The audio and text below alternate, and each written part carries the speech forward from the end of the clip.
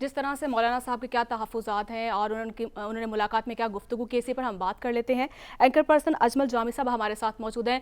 Sir, आप भी इस मुलाकात का हिस्सा रहे हैं और मौलाना साहब की बॉडी लैंग्वेज क्या थी और पीपल्स पार्टी के हवाले से उनके क्या तहफ़्फ़ुज़ात थे? जी, बहुत शुक्रिया आपको। अदील बड़ाई साहब को मैं सुन रहा था, दुरुस्त जानिब जी निशानदेही कर रहे हैं। हजरत मौलाना जो है उनसे अक्सर मुलाकात रही है। ये बड़े तवील अरसे बाद उनको देखा है कि बॉडी लैंग्वेज में उस कदर वो पुरुम्मीद नहीं थे इंतखाबात के जल्द इनकाद के हवाले से। हालांकि हमेशा उन्होंने आइन की, कानून की बालादस्ती की जी बात की है। एक तो उनको जो कबायली इलाका जात हैं वहां पे अमन अमान की सूरत हाल पर सख्त तशवीश थी, और उन्होंने बरमला कहा कि हालात इस तरह के हो चुके हैं कि वहां मैं कैंपेन खुद नहीं कर सकता, मुहिम नहीं कर सकता अपनी। जी तो ये एतराफ इस बात का सबूत था कि वो जल्द इंतखाब होता नहीं देख रहे। दूसरा, वो जो हल्का बंदियों का मामला है उस पर वो एतराफ करते हैं कि इलेक्शन कमीशन का काम है तारीख देना इंतखाबात की, और वो तब इसलिए नहीं दे पा रहा कि हल्का बंदियां होना मकसूद हैं। लिहाजा ये समझ आई कि मौलाना भी इंतखाबात को फौरन 90 दिन के अंदर होने की बजाय फरवरी में देख रहे हैं। तीसरा उनका नुकता यह है कि फरवरी में इंतखाब करवाना इसलिए भी लाजिम है कि इलेक्टोरल कॉलेज, हमारा जो सेनेट की बॉडी है, वो मार्च में उसका इंतखाब होता है। अगर जी असेंबली ना हुई तो वो कॉलेज कोलैप्स कर जाएगा। लिहाजा उनकी भी तमाम नजरें फरवरी के में होने वाले मतों के इंतखाब पे हैं। रह गई आपका सवाल जो इसके हक में थे ही नहीं, ये तो पीपल्स पार्टी हमें इस नहज पे लेके आई है। हमारा इरादा तो ये था कि हम इमरान खान साहब से फरागत हासिल करें, उनको घर चलता करें और उसके बाद फौरन इंतखाब में जाएं।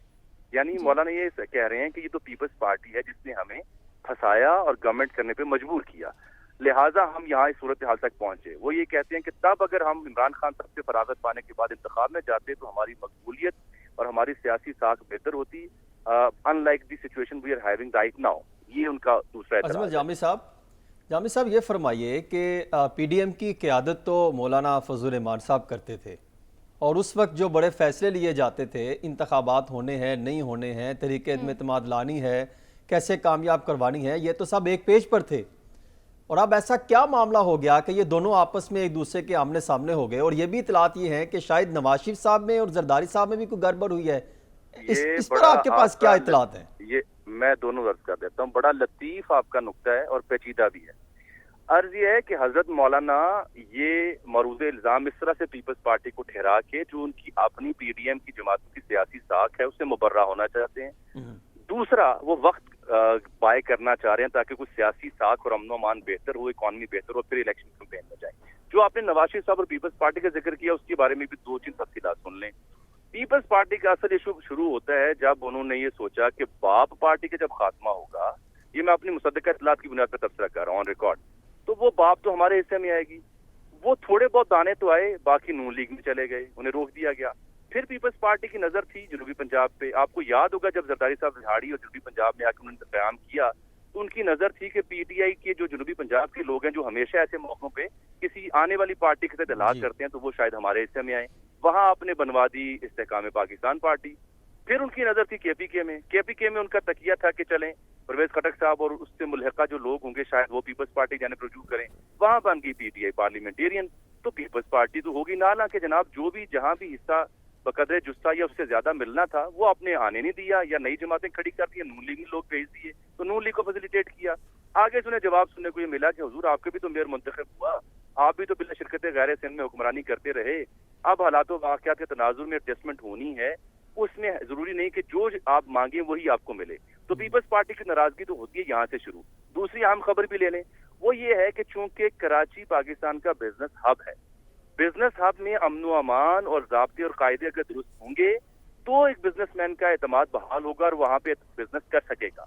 और वहां पे जो सूरत हाल है, चाहे अमन अमान की हो, चाहे वो माफियाज की हो, लैंड माफिया की हो, हाइड्रेंट्स की हो या दीगर की हो, वहां पे जो आपकी मुख्तदरा और पीपल्स पार्टी के सुख वाले हल्के हैं उस बीच तनाज़ा शुरू होता है। क्योंकि अब आपकी रियासत ने तय कर लिया है, चाहे वो 60-70-80 लोगों की फहरिस्त हो जो सिंध में बनी है, कि वो तमाम अनासिर जो बिजनेसमैन के एतमाद की राह में रुकावट हैं उनका खात्मा करना है।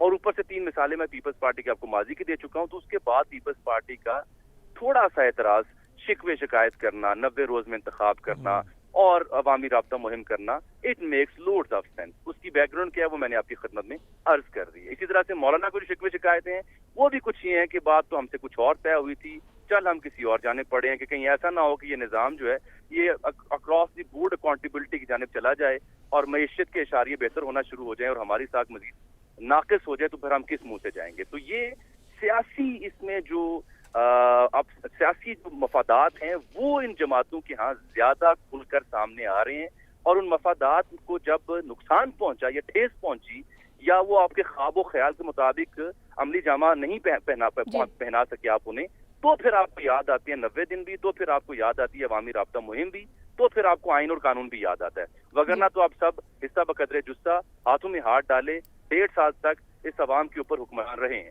ٹھیک ہے, یعنی پلان کے مطابق جب چیزیں نہ ہوں تو پھر بہت سے تحفظات اور بہت سی چیزیں سامنے آنا شروع ہو جاتی ہیں. بہت شکریہ اجمل جامی صاحب آپ کے وقت کا.